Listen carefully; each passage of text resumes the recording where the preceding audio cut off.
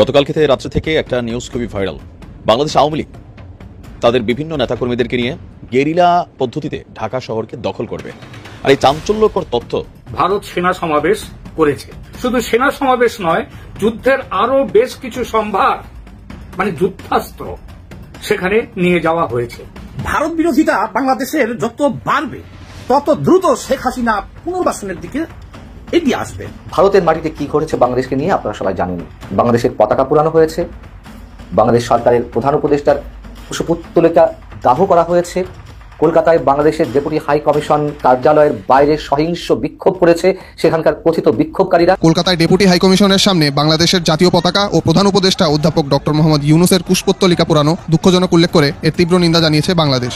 আসিফ নজরুল তার মন্ত্রণালয়ের বাইরেও সবখানে নিয়োগ থেকে বদলি বরখাস্তের একক ক্ষমতা ভোগ করতে থাকে। একদিকে সেনাবাহিনীর ছত্রছায়া আসিফ নজরুলের হাত ধরে ভারতীয় এজেন্টদেরকে গুরুত্বপূর্ণ সব পদে বসানো হচ্ছিল, অন্যদিকে চলছিল পুরো দেশ দখলের ভয়ঙ্কর ষড়যন্ত্র। আসসালামু আলাইকুম দর্শক, আজকে এই ভিডিওতে আপনাকে স্বাগত। প্রিয় দর্শক, বর্তমানে বাংলাদেশের অবস্থা এবং রাজনৈতিক শৃঙ্খলা কি তারই আলোকে আপনাদের সামনে বেশ কিছু গুরুত্বপূর্ণ ভিডিও নিয়ে হাজির হয়েছি। সেই ভিডিওগুলো দেখলে আপনারা রীতিমতো অবাক হয়ে যাবেন। প্রিয় দর্শক, তাই আমি আর দেরি না করে চলে যাব মূল ভিডিওতে যাওয়ার আগে যারা আমার চ্যানেলটি সাবস্ক্রাইব করে তাদেরকে অসংখ্য ধন্যবাদ। আর যারা এখন আমার চ্যানেলটি সাবস্ক্রাইব করে তারা সাবস্ক্রাইব করে ফেলুন এরকম ধরনের সকল আপডেট সবার আগে পেতে। ভারত যে সেনা সমাবেশ করেছে এটাই ছিল আসল কথা। তারপর এখন জানতে পেরেছি শুধু সেনা সমাবেশ নয়, যুদ্ধের আরো বেশ কিছু সম্ভার মানে যুদ্ধাস্ত্র সেখানে নিয়ে যাওয়া হয়েছে। 1971 সালের পর এমন যুদ্ধ সম্ভার বা যুদ্ধ অস্ত্র ভারত এই প্রথম মোতায়েন করল। কিভাবে তৈরি হয়েছে এবং হচ্ছে ভারত, তার মোটামুটি একটা ছবি তুলে ধরব আজকের আলোচনায়।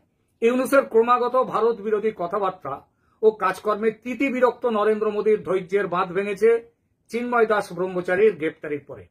বিষয়টি নিয়ে দুটো চিঠি দিয়েছে ভারত বাংলাদেশ সরকারকে। বলেছে হিন্দুদের সুরক্ষা নিশ্চিত করতে এবং চিন্ময় দাসকে মুক্ত করতে। শোনেনি বাংলাদেশ সরকার, শোনার বান্দা তারা নয়। যে ভাষায় উত্তর দিয়েছে সেটা কূটনৈতিক শিষ্টাচারের বিরোধী।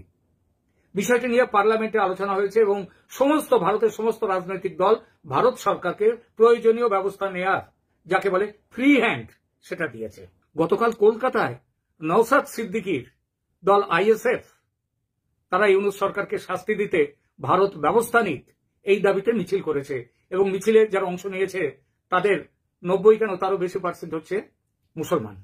সবকিছু দেখে শুনে অবশেষে গত রাতে অর্থাৎ 28শে নভেম্বর রাতে নরেন্দ্র মোদী মিটিং করেছেন বিদেশ মন্ত্রী জয়শঙ্কর ও জাতীয় সুরক্ষা উপদেষ্টা অজিত ডোভালের সঙ্গে এবং তারপরই হাওয়া যে গরম হয়েছে সেটা মালুম হচ্ছে।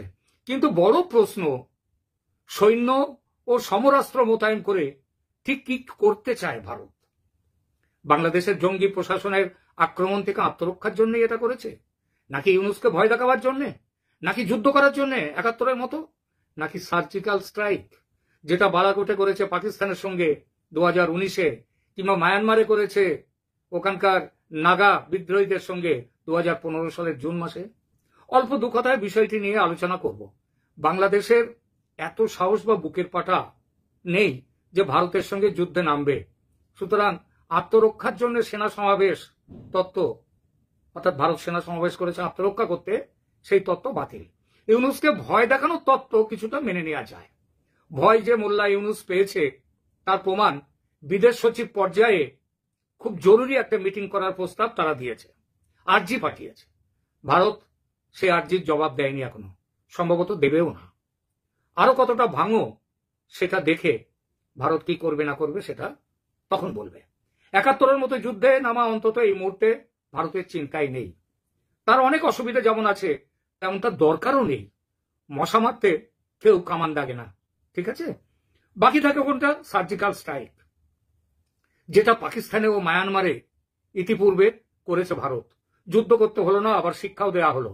তবে এখানে একটা সমস্যা, পাকিস্তান ও মায়ানমারে জঙ্গিদের ওপর আঘাত করেছিল ভারত। কাদের ওপর? সেখানকার সেনাবাহিনী নয়, সেখানকার মানুষ নয়, জঙ্গিদের ওপর। তাহলে বিশেষ কোনো জায়গায় কি, কারণ বাংলাদেশের তো বিশেষ কোনো জায়গায় জঙ্গিরা নেই, বাংলাদেশের তো সব জায়গায় জঙ্গিরা ছড়িয়ে আছে, তাহলে বিশেষ কোনো জায়গায় স্ট্রাইকটা হবে কি করে?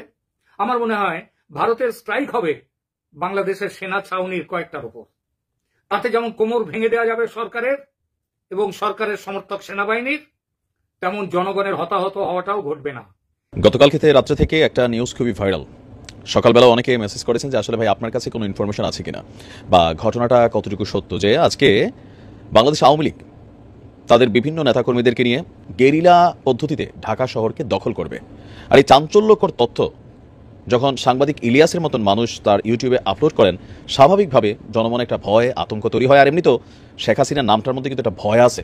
আপনি দেখবেন যারাই এই নামটা নেয় মোটামুটি চেহারার মধ্যে খুব শক্ত করে সাহস রাখার চেষ্টা করে, কিন্তু ভয় পায়।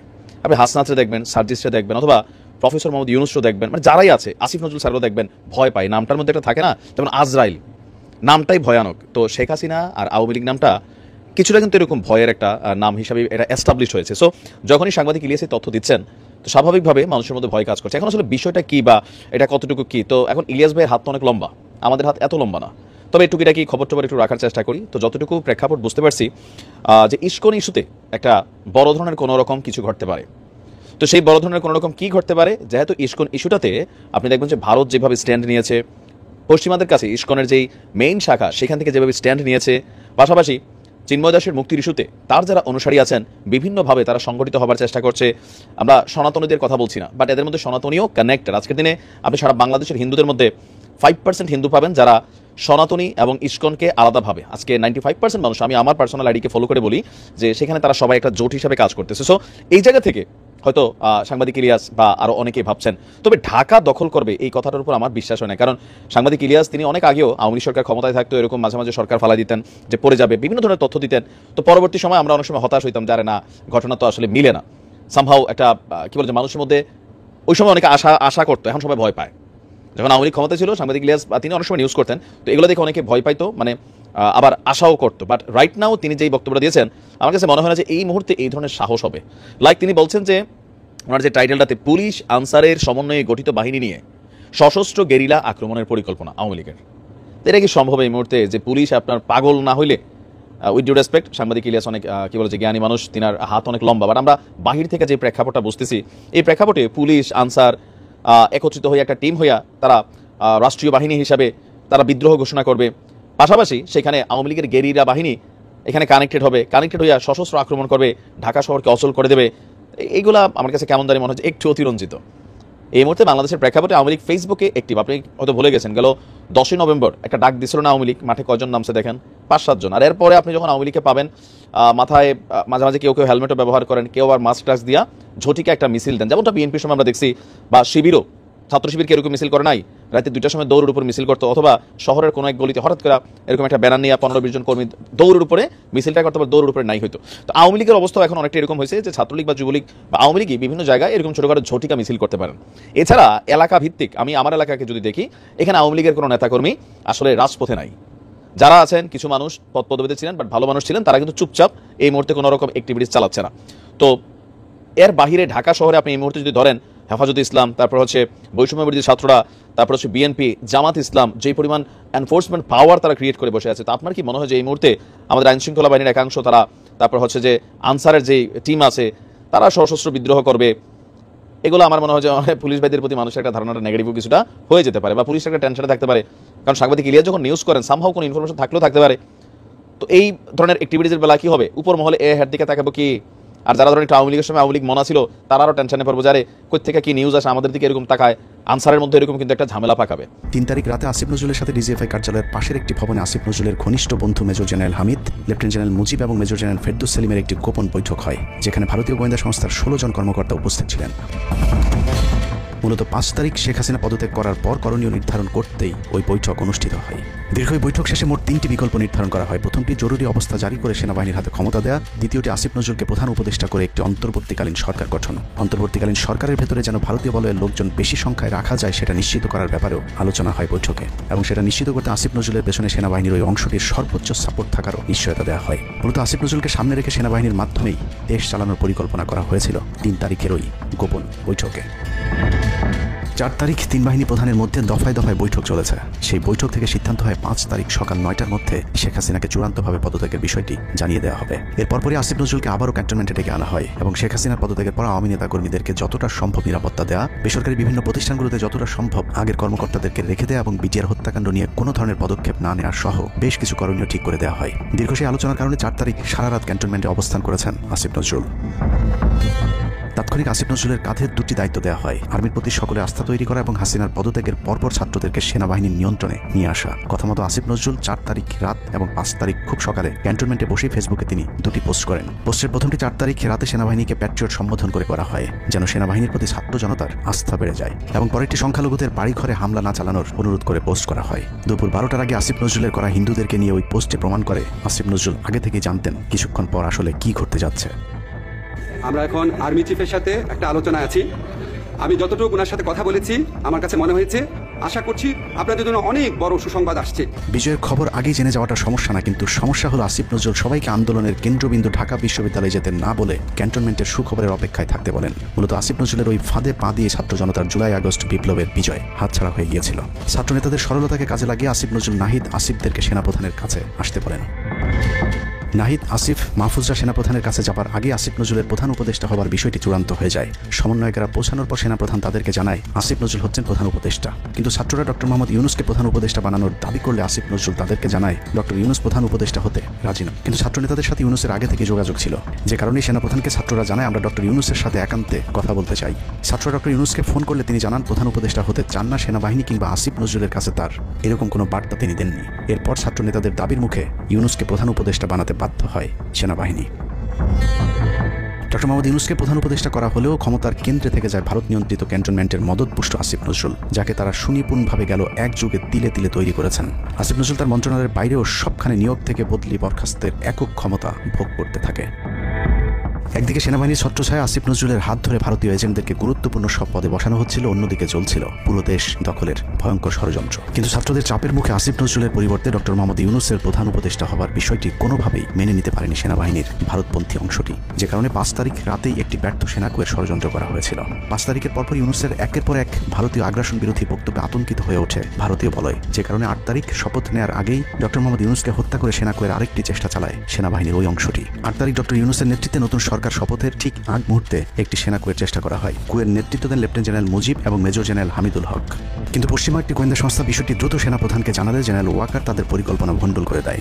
ভারতীয় গোয়েন্দা সংস্থা 5 তারিখের পর থেকে দেশে নানাভাবে একটা সাম্প্রদায়িক দাঙ্গা বাঁধানোর চেষ্টা চালিয়ে যাচ্ছেন, যেটাকে কেন্দ্র করে বাংলাদেশে একটা সামরিক অভিযান চালানো যায়। এই দাঙ্গা বাঁধাতে ভারতীয় গোয়েন্দারা আওয়ামী লীগ, হিন্দু এবং ইসকনকে কিভাবে ব্যবহার করছে সেই পরিকল্পনার ছক এখন বাংলাদেশি গোয়েন্দাদের হাতে। একটি গোয়েন্দা সংস্থা থেকে যেসব তথ্য আমার কাছে পৌঁছেছে তা রীতিমতো এই দেশের অস্তিত্বের জন্য হুমকি স্বরূপ। আওয়ামী লীগ, হিন্দু আর ভারতের এই চক্রান্ত যদি সঠিকভাবে মোকাবেলা করা না যায় তাহলে অচিরেই বাংলাদেশের অবস্থা হবে হায়দ্রাবাদের মতো। জননেত্রী শেখ হাসিনাকে দেশ থেকে সরে যেতে বাধ্য করেছেন। বাংলাদেশকে নিয়ে ভয়ঙ্করী চক্রান্তে জড়িত আওয়ামী লীগ, সনাতনী এবং ইসকনের অন্তত 40টি হোয়াটসঅ্যাপ গ্রুপ এবং জুম মিটিং এর ভিডিও হাতে পেয়েছে গোয়েন্দারা। গোয়েন্দাদের কাছে প্রাপ্ত এসব তথ্যে যা উঠে এসেছে তা আটকে ওঠার মতো।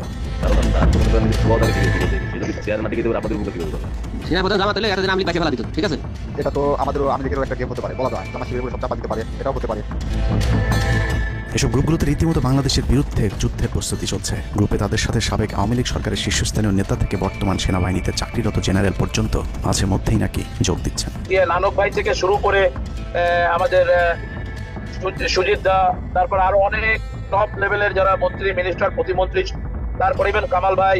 তো এখন বিষয়টা হচ্ছে যে ইভেন রাষ্ট্রপতি যে একেবারেই মানে কি বলে তার যে একেবারে মানে রাইট হ্যান্ড সচিব, উনিও আমাদের সাথে 2 দিন জয়েন করছেন। তো এখন ওনারা আসলে ভালো হইতো, যারা যারা আসেন আসলে ভালো হইতো। অনেক আমাদের এখানে প্রায় 12 থেকে 13 জন আপনার এমপি এসে কথা বলেছেন, যেটা আপনারা জানেন না।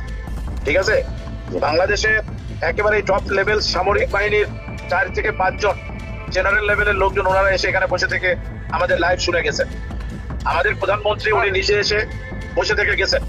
গ্রুপের সবচেয়ে ভয়ঙ্কর তথ্য পাওয়া গেছে ভুয়া মুক্তিযোদ্ধা জেডাই খান পান্নার মেসেজ থেকে। আওয়ামী এই আইনজীবী শহীদ সাইফুল ইসলাম আলিফের হত্যাকাণ্ড নিয়ে চাঞ্চল্যকর তথ্য দিয়েছে জেডাই খান পান্না।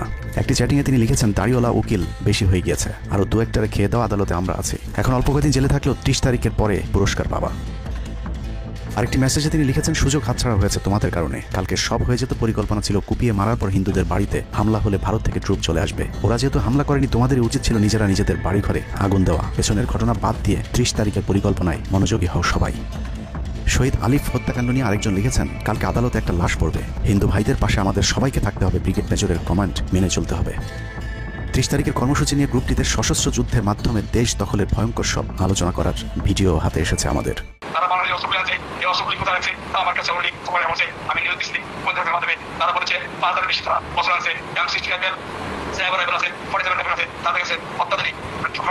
আলোচকদের একজন বলছিলেন, সাবেক এবং বর্তমান পুলিশের সমন্বয়ে 1700 অস্ত্রধারী গ্যারিলা প্রস্তুত করা হয়েছে 30 নভেম্বরের জন্য।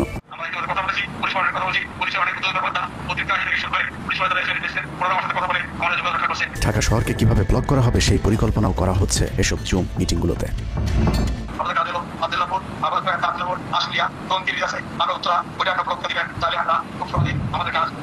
সশস্ত্র যুদ্ধের জন্য পুরো দেশকে মোট 10টি বিভাগে বিভক্ত করা হয়েছে, যেখানে একজন করে ব্রিগেড মেজর নিয়োগ দেওয়া হয়েছে, যাদের সবাই দেশেই অবস্থান করছেন। এর মধ্যে গ্রুপে প্রাপ্ত জেডাই খান পান্নার নম্বরটিতে মেসেজ পাঠানো হলে মুহূর্তেই সাড়া দেন তিনি। কল করতেই গড় গড় করে সবকিছু স্বীকার করেন।